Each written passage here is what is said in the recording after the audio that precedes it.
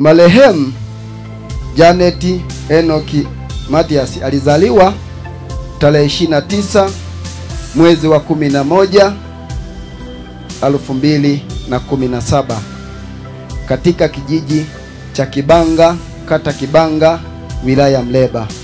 Marehemu alijiunga na shule ya Tumsime ikiwa ni chachu ya kutimiza ndoto zake kuanzia awali mpaka darasa la 3 ambapo mauti yamemkuta akiwa huko. Marehemu alifanyiwa ukatili wa kubakwa na kuingiliwa kinyume na maumbile. Marehemu amefariki akiwa na umri wa miaka 8. Tupinge ukatili.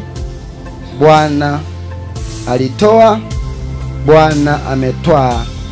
Jina la Bwana libarikiwe.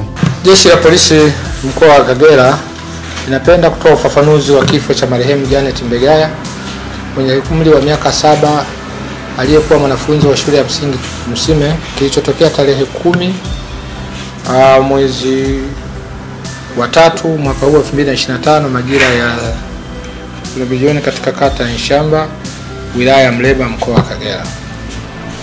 Kwamba mnamo tarehe 5 mwezi Machi mwaka huu, siku ya Jumatano, marehemu alijisikia vibaya akiwa shuleni, ambapo wahudumu wa afya shuleni pale walimpa dawa ya kutuliza maumivu, lakini ilipofika Alhamisi aliendelea kujisikia vibaya akilalamika kuumwa tumbo,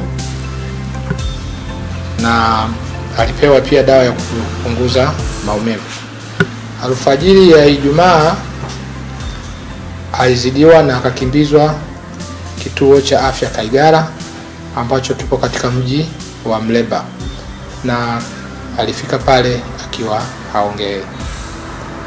Madaktari katika kuhakikisha kwamba wanamsuru hali wake walipima na kujua kwamba lengo ilikuwa ni kujua kama anasumbuliwa na malaria au la, kwa sababu dalili pia zilikuwepo kwamba huenda ikawa ni ugonjwa wa malaria. Hivyo walipompima ilibainika kwamba alikuwa na malaria ambayo alipatana na homa kali. Hivyo daktari alimwanzishia sindano kwa lengo la kuhakikisha kwamba anapona, lakini changamoto ikawa pale walipotaka kumwekea drip kwa ajili ya kumuongezea nguvu, kulikuwa na shida ya kupatikana kwa mishipa. Kwa hiyo walilazimika kutafuta mishipa kwa muda mrefu. Hata hivyo, kadri walivyokuwa wanaendelea kuhangaika, hali yake ilizidi kubadilika na kuwa mbaya zaidi. Tarehe 9 mwezi huu alihamishiwa katika hospitali ya Rubya iliyoko wilaya ya Mleba, na daktari aliyempokea baada ya kupata historia aliamua kumfanyia vipimo vya malaria pia, pamoja na kuangalia kama kwenye damu yake hakuna bakteria na vitu vingine, na matokeo yakaonyesha kwamba kwenye damu kulikuwa na kiasi kikubwa cha bakteria, na hivyo akaanzishiwa matibabu. Wakati akiendelea na matibabu, mtoto huyo alifariki dunia hospitalini hapo. Kufuatia wakati akipata matibabu pale hospitali, wakati wakihangaika wapi wamwekee mirija mipira kwa ajili ya kuwezesha maji yaliyopo kwenye drip kuingia mwilini, kwenye uchunguzi daktari aligundua kama mtoto huyu alikuwa na viashiria dalili za kuingiliwa kwenye sehemu zake za siri, especially kwenye njia ya haja ndogo. Hivyo baada ya kufariki akashauri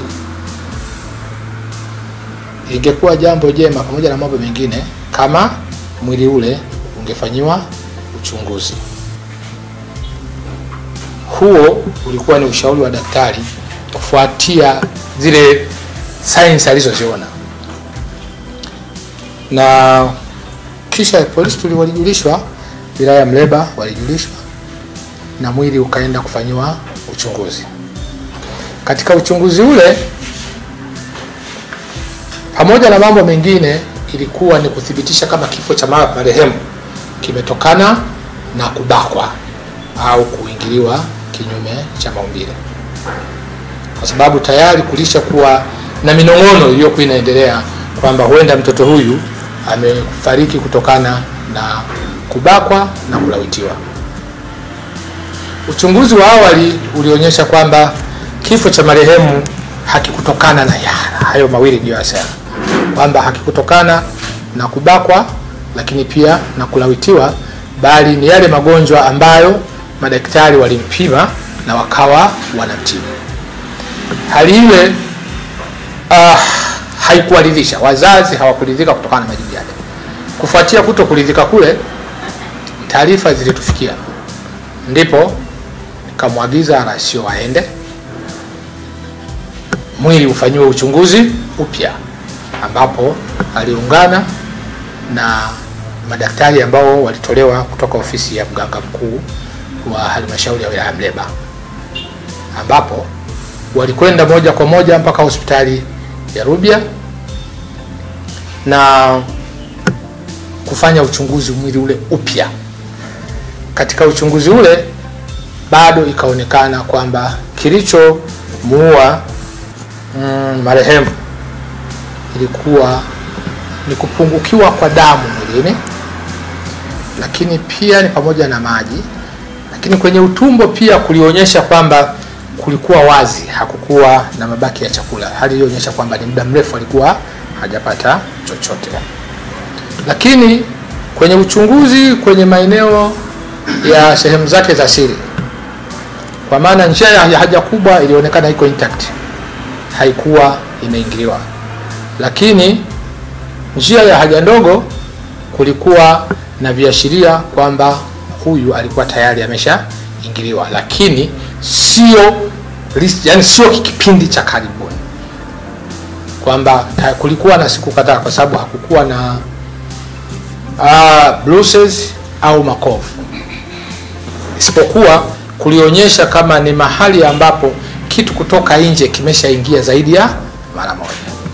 Na uchunguzi pia wa kwetu uliendelea, ambapo tulilazimika kuwahoji walimu kule shuleni alikokuwa nasoma, lakini pia wazazi, madaktari wa Kaigara, madaktari wa Rubya, wale waliompokea, na kile kilichoendelea mpaka kufika dakika ya mwisho.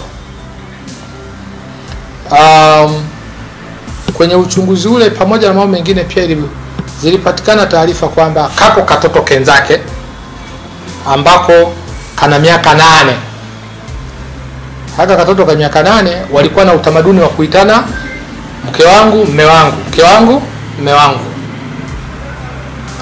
Na kuna doubt kwamba hawa watoto kwa yale mazoea waliokuwa nayo walikuwa wanafanyana michezo hii michafu. Na uchunguzi pia ulibaini kwamba kile kilichokuwa kinafanywa kwa mtoto ule kilikuwa hakifanywa na mtu mzima, kwa sababu ya namna ambavyo ile njia ya haja ndogo ilionyesha mtamko. Kwa hiyo kwa kuwa pia kulijitokeza changamoto nyingine ya kwamba labda kuna sumu, labda si kuna nini, hayo nayo pia yamefanywa uchunguzi na tunasubiri majibu. Lakini uchunguzi wa awali na matokeo ya uchunguzi wa awali ni kwamba kilichomuua mtoto huyu sio kubakwa wala kulawitiwa, kwa sababu kwenye kulawitiwa njia ya haja kubwa ilikuwa intact, kwamba alikuwa hajaingiliwa. Ningependa kuweka wazi na kuondoa minong'ono iliyoko mtaani. Mtoto huyu kafa kama ambavyo madaktari wamelitolea ufafanuzi, na si kubakwa na kulawitiwa kama ambavyo zinasambaa mtaani.